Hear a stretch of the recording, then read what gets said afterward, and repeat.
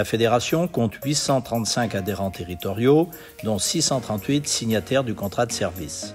Elle a accompagné, au sein de ce réseau, 167 contrats faisans de niveau 4, à des taux de subvention de l'ordre de 50%. Nous sommes passés de 44 à 49% des communes du département en plan de gestion faisant. Ces résultats n'auraient pu être atteints sans l'implication de Marc Perrault et de Pascal Barboteau, président de la commission Petit Gibier et Ésode. Le suivi des espèces susceptibles d'occasionner des dégâts, les ésodes, assuré par Julien Renaud, fait aussi partie des missions fédérales. Ce travail s'effectue en partenariat avec l'AGRP 17 et les services de l'État et a pour objectif d'étayer un argumentaire en faveur du maintien du classement des espèces ésodes afin d'en assurer leur régulation et de limiter les dégâts. Pour l'exercice 2021-2022, les prélèvements se chiffrent à 3 918 renards, 265 fouines, 1107 lapins de Garenne, 1686 corbeaux freux, 2693 corneilles noires, 4291 pies bavardes, 37 135 pigeons ramiers. Conformément aux prescriptions du schéma départemental de gestion cynégétique, un inventaire des corbeautières est en cours de réalisation et a permis de recenser déjà 19 sites rassemblant 695 nids. Le développement des cultures à gibier et des jachères faune sauvage s'est traduit par 133 contrats avec 108 exploitations agricoles sur 94 territoires cynégétiques de la Charente-Maritime. À ces aménagements s'ajoutent les plantations de 48 km de haies. Les chantiers sont gérés par la Chambre d'agriculture en collaboration avec la Fédération départementale des chasseurs dans le cadre du programme EVA, Entretien, Valorisation des arbres. C'est le Conseil départemental de la Charente-Maritime qui apporte depuis 2001 le financement des plans, des protections et du paillage.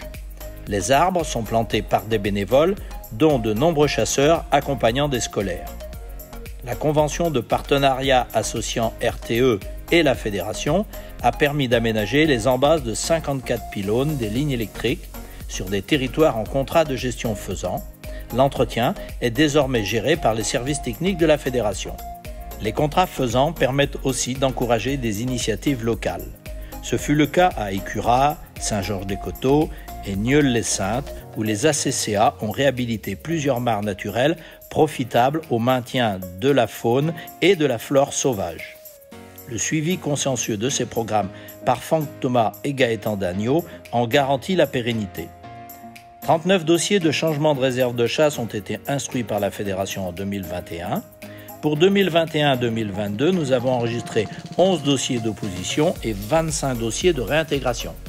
David Picard et Sylvain Marcille sont à pied d'œuvre sur ces dossiers nouveaux pour la FDC 17 puisque transférés seulement depuis 2020. Les réponses apportées aux adhérents s'en trouvent améliorées tant en qualité qu'en réactivité. La FDC s'est vue accepter le 1er juin 2020 ses dossiers de demande de subvention au titre de l'éco-contribution. L'OFB et la FNC financent ainsi certains projets biodiversité émanant des FDC à hauteur de 15 € par chasseur, 10 € de l'OFB et 5 € de la FNC.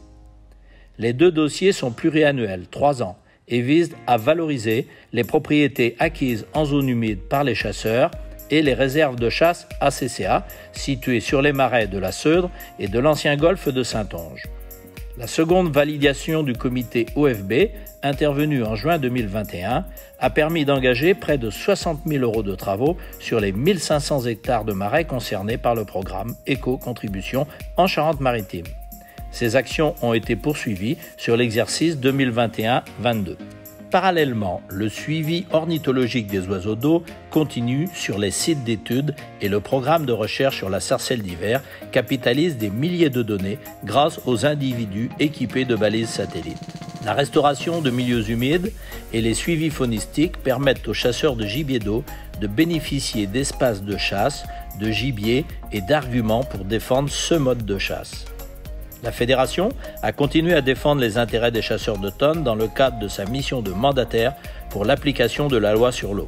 2021 fut un été plutôt facile à gérer quant à l'accès à la ressource en eau. L'ensemble des bassins de gestion hydraulique a eu l'autorisation pour le remplissage des mares avant le 21 août.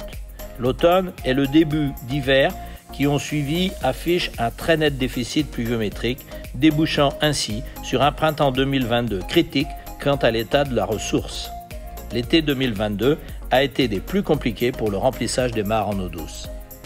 Toujours dans l'intérêt des chasseurs de gibier d'eau et de petits gibiers, notamment, mais également dans le cadre de ses missions de service public, la FDC participe aux réunions, groupes de travail Natura 2000, comité consultatif des réserves naturelles nationales et régionales, des PAPI, des contrats de progrès territoriaux. Nous pouvons féliciter le travail du service technique sur ces éléments névralgiques pour le gibier d'eau, en particulier Jérôme Méry, Olivier Pro et Anthony Guinaud en collaboration avec Thierry Orger, remplacé par Christian Lucas en tant que président de la commission migrateur.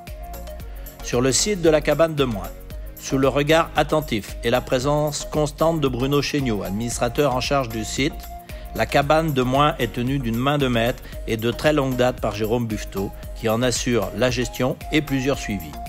Il est assisté dans cette tâche par Pascal Robin pour les divers travaux d'aménagement et Quentin Fontaine pour d'autres suivis scientifiques et l'instruction des dossiers de subvention. Communication. Le 4 janvier 2022, France 3 a réalisé un tournage sur le site pour l'émission Itinéraire bis. L'objectif était de montrer les activités touristiques et patrimoniales présentes sur la commune. Le 18 janvier s'est déroulé un premier comité de suivi présentant les diverses actions de gestion en vue du classement du site en RNR, Réserve naturelle régionale. La conférence de presse annuelle de lancement de la saison estivale des échappées nature a eu lieu à la cabane de Moin le 8 avril 2022. Cette journée a été également l'occasion de faire découvrir aux élus du département ces lieux malgré des conditions climatiques tempétueuses. Sur site, les plaquettes de présentation du site ont été distribuées dans tous les campings du pays Rochefortaire, Rochelais et Royanais. 6 nouveaux panneaux d'explication sur la gestion du site ont été répartis sur l'ensemble du sentier, accessible au public. Gestion pastorale et hydraulique du site. Malgré une pluviométrie fortement déficitaire au cours de l'automne 2021, nous avons pu maintenir inondées une majorité des prairies jusqu'au mois de mars. Comptage. À compter du 1er septembre, un comptage ornithologique, limicole et anatidé est réalisé tous les 10 jours jusqu'au 15 avril de l'année suivante. Du 15 novembre au 15 mars, celui-ci est effectué tous les 5 jours. La pluviométrie, relativement faible du début d'automne, n'a pas permis d'inonder correctement les zones intéressantes pour les limicoles et anatidés. Les tout premiers mouvements prénuptiaux ont été observés fin janvier. Le pic des anatidés a été atteint le 28 février 2022 avec 2845 individus. Une certaine stabilité des effectifs a été observée jusqu'au 7 mars 2022. Puis la chute a commencé à s'amorcer pour ne compter que 268 individus le 31 mars. Programme de bagages de la sarcelle d'hiver. Le programme d'études départementales sur l'hivernage de la sarcelle d'hiver, en collaboration avec l'OFB, Biosphère Environnement et le Conseil départemental 17, se poursuit pour la 3e année consécutive. Sur la période octobre 2021-mars 2022, le personnel habilité a capturé 42 individus, 5 d'entre eux ont été équipés d'une balise de géolocalisation. Suivi nidification des oiseaux, les anatidés, limicoles et ralidés. La sécheresse exceptionnelle et la prédation corneilles, renards et sangliers n'ont pas favorisé la reproduction des oiseaux en général. À noter le retour de la vossette élégante avec 2 jeunes à l'envol ainsi que la tentative de nidification tardive mi-juillet d'un couple de guifettes moustaques qui a malheureusement échoué. La chose exceptionnelle, jamais observée encore à ce jour, est l'absence totale de nichés de canards colverts. Suivi des oiseaux nicheurs des haies et bosquets. Le suivi des oiseaux nicheurs s'est poursuivi, avec cette année une extension du protocole sur les 40 hectares des parcelles du marais de la Grisse, sur la commune d'Yves. Cette zone classée en réserve de chasse appartient à la FDC 17 et se trouve dans le prolongement de celle de la cabane de Moin. Suivi des reptiles. En 2021 est née une collaboration entre la FDC 17 et le CNRS de Chizé. Suivi l'épidoptère. 10 transectes respectant le protocole STERF, lépidoptère, ont été établis sur l'ensemble du site. À noter l'observation d'une femelle de cuivré des marais. Suivi des insectes terrestres. À noter cette année l'observation d'une rosalie des Alpes femelle et d'une lucarne cerf-volant mâle. Présente auprès de nombreux acteurs locaux, la FDC 17 a participé à près d'une centaine de réunions en lien avec les politiques publiques environnementales, à l'image de Natura 2000, des commissions locales de l'eau, de la GEMAPI et de bien d'autres encore. Ce qui représente 3 fois plus de réunions partenariales qu'avant le confinement. Sous l'impulsion de notre directeur Gérard Labey, bien que chronophage, cette participation est essentielle au maintien d'un bon relationnel et au développement de partenariats dans un contexte où la chasse doit être davantage soutenue, comprise et valorisée. Le suivi de la faune sauvage a mobilisé l'ensemble du service technique et de nombreux bénévoles pour un suivi sur tout le département, y compris les îles de Ré et d'Oléron. 497 km ont ainsi été suivis selon la méthode des indices kilométriques d'abondance. La connaissance des variations de population de lièvres et de renards est à ce prix. Les autres espèces restent essentiellement connues par le biais des retours de carnet. Le suivi sanitaire a continué son développement en 2021-2022. Pour cela, la Fédération dispose de différents modes de prospection, que ce soit par le réseau SAGIR, le SAGIR renforcé, Sylvatube et influenza aviaire, la formation des chasseurs à l'hygiène et à la sécurité alimentaire et la sérothèque fédérale. Pour le SAGIR, réseau de surveillance des pathologies de la faune sauvage, ce sont 18 autopsies qui ont été réalisées principalement sur l'espèce lièvre, mettant en évidence des causes de mortalité d'origine virale, bactérienne ou parasitaire. Dans le cadre de Sylvatube, surveillance de la tuberculose bovine, 13 blaireaux collectés sur les bords de route ont été analysés, un seul a été reconnu douteux. Parallèlement à ça, plus de 70 captures de blaireaux ont été réalisées dans les zones infectées et 15 d'entre eux ont été contrôlés positifs. Dans le cadre de la surveillance programmée, ce sont environ 94 sangliers qui ont été analysés, avec 2 individus contrôlés positifs sur les communes de Neuillac et Auzillac. Dans le cadre de l'IAHP, surveillance de l'influenza aviaire hautement pathogène, un signe tuberculé a été collecté avec un retour du laboratoire négatif au virus. Des zones de protection et de surveillance ont été instaurées, impactant 7 communes du nord du département. Parallèlement à cela, la Fédération a œuvré à la mise à jour de son fichier détenteur d'appelant contenant 2078 déclarations. Les formations des chasseurs à l'examen initial de la venaison comportaient 876 personnes actives au 30 juin 2022, permettant une couverture de 73,95% du département. Enfin, diverses études sont lancées sur la babésiose ou des thématiques plus connues telles que la leptospirose. Suivi du grand gibier. Si les populations de cervidés ont connu un développement plutôt maîtrisé, les sangliers ont en revanche continué leur expansion. Cela a nécessité la reconduction de mesures adaptées de gestion telles que la chasse dans les réserves à une fréquence plus élevée dans les secteurs les plus sensibles, les réattributions hebdomadaires de bracelets sangliers et le remboursement des dispositifs de marquage non utilisés ont été reconduits pour encourager la pression de chasse. A également été reconduit le système mis en place l'année précédente, à savoir les bracelets à prix coûtant pour les sangliers de moins de 20 kg. La Fédération se doit aussi de veiller à l'équilibre agro-sylvo-cynégétique. Florent Caillé, qui a succédé à Gérard Carrara au poste de la commission Grand Gibier et Dégâts, y est particulièrement vigilant. 147 contrats permettant aux ACCA et aux viticulteurs de réduire l'impact des dégâts de chevreuil ont été signés. 490 dossiers traités sur l'ensemble du département. Sous la coordination de Marc David, ce sont 3 secrétaires qui s'affairent quotidiennement au plan de chasse et au dossier dégâts, respectivement Amandine Giraudot, remplacée temporairement par Cindy Ridel, Christine Birrier et Véronique Henry. Indispensable au traitement des dossiers d'indemnisation, la phase d'estimation amiable est menée à bien par une équipe de 11 estimateurs coordonnés par la Fédération. Cette mission, à la fois technique et diplomatique, ajoutée à l'entente entre la Fédération et la profession agricole, ont permis de limiter à moins d'1% le nombre de recours, tant sur les plans de chasse que sur les propositions d'indemnisation. S'agissant de la gestion des dégâts de grand gibier, nous avons connu une saison très concentrée, en ce sens que le nombre de dossiers est stable, mais ce qui se traitait autrefois en 2 mois a été, en raison du réchauffement climatique, concentré en 3 semaines.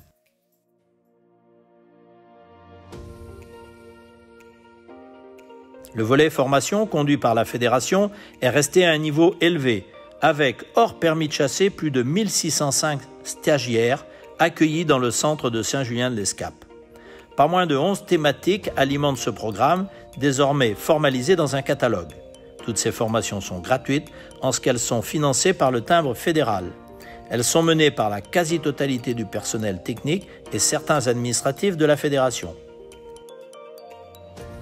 La sécurité continue de mobiliser l'énergie de la fédération avec la poursuite du module sur le rôle des chefs de ligne, formation menée par David Marc et François Rodriguez, suivi par 294 responsables de BATU. Nous avons également débuté en janvier 2022 les formations sécurité décennales obligatoires pour tous les chasseurs et nous totalisons 1749 personnes formées au 30 juin 2022. Elles sont menées principalement par Franck Thomas, qui est soutenu par les autres techniciens.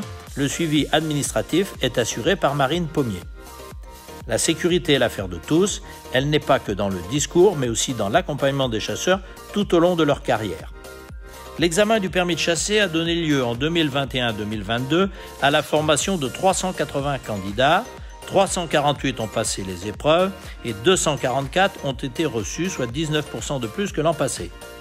Ces formations sont coordonnées par Jérôme Buffetot et menées par l'ensemble des 8 techniciens de secteur de la FDC 17.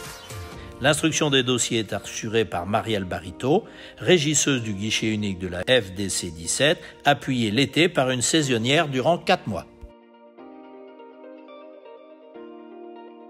Parmi les missions invisibles de la maison fédérale, il ne faut pas oublier nos agents polyvalents d'entretien, Pascal Robin à la cabane de Moin et Gaëtan Dagneau au siège et au parc, le site fédéral de formation.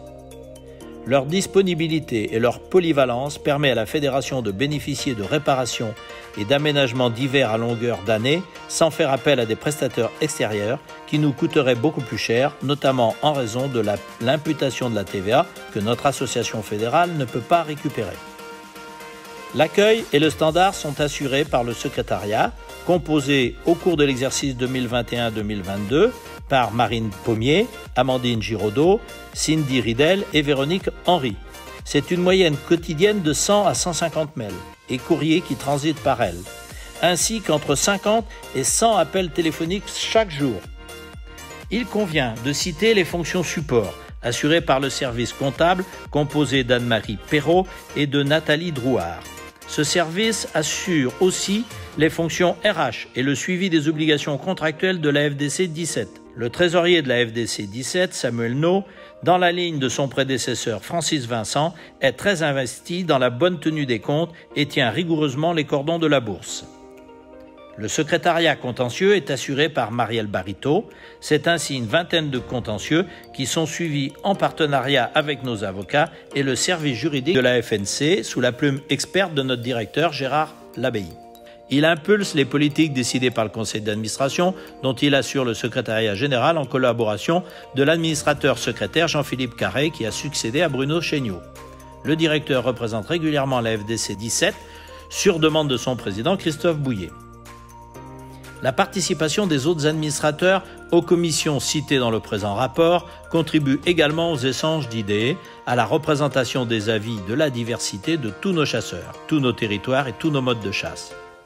Stéphane Chénier et Jean-Marc Grenier, qui faisaient partie de la mandature qui s'est échue en avril 2022, ainsi que ceux présents dans la nouvelle mandature, Laurent Normand, Francis Boin, Michael Nicou, Jean-Michel Doué, Nicolas Sauvager et Laure Guiard.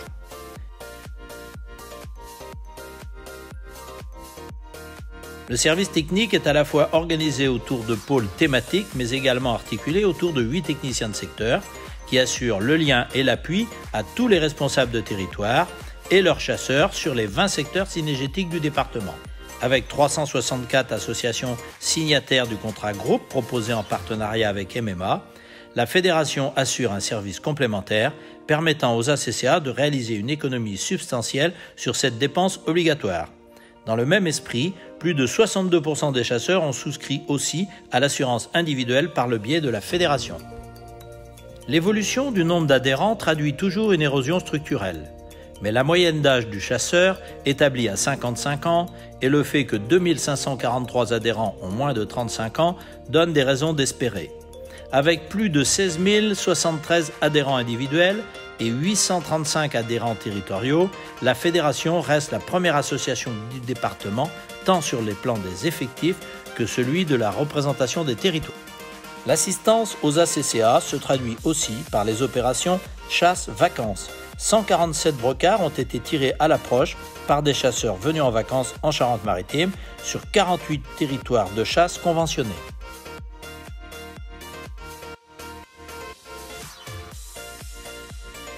L'année cynégétique 2021-22 a été marquée par quelques événements notables.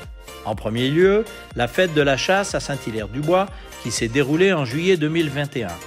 Cette animation nous a permis de nous rassembler pour partager et célébrer la chasse dans toutes ses traditions. Autre rassemblement d'importance s'il en est, il faut noter la participation historique des chasseurs de Charente-Maritime à la manifestation de Mont-de-Marsan en septembre 2021. Ce sont 20 cars affrétés par la FDC 17 et des centaines de voitures qui sont ainsi parties de chacun des 20 secteurs cynégétiques de notre département, afin de défendre les chasses traditionnelles, la chasse, les traditions gastronomiques et culturelles et la ruralité dans son ensemble. Cette participation a été onéreuse, mais nécessaire, et dès le trajet retour, nous apprenions que nous avions emporté la victoire. Nous avons participé au carrefour des communes de la Charente-Maritime. Notre stand y a connu un vif succès.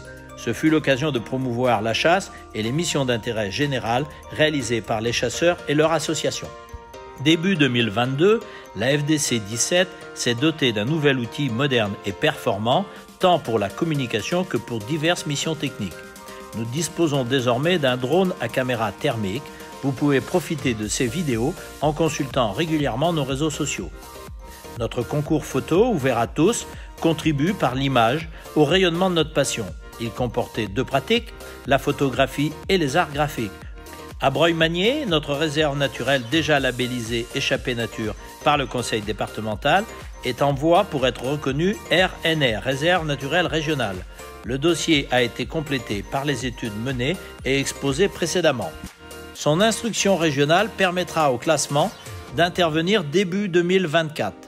Les travaux d'agrandissement n'ont pas encore pu démarrer, faute de pouvoir bénéficier de la quote-part de subvention de la région, qui, nous l'espérons, pourront nous parvenir en 2024. Avec la relocalisation de 3 personnels sur place, l'équipe s'est renforcée d'un scientifique afin de contribuer à l'expertise de la fédération en inventaire faunistique et floristique. La fin de saison et l'ouverture annuelle du guichet unique a réservé une bonne surprise aux adhérents.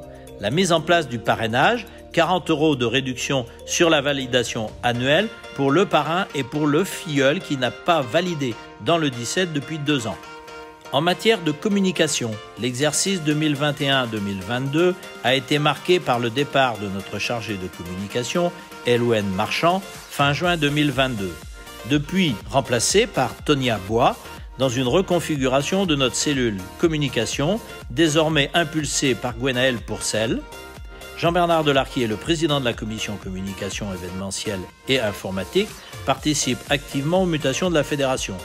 C'est ainsi que nous avons pu poursuivre les moyens déjà mis en place et développer progressivement de nouvelles actions qui se sont articulées autour de plusieurs axes.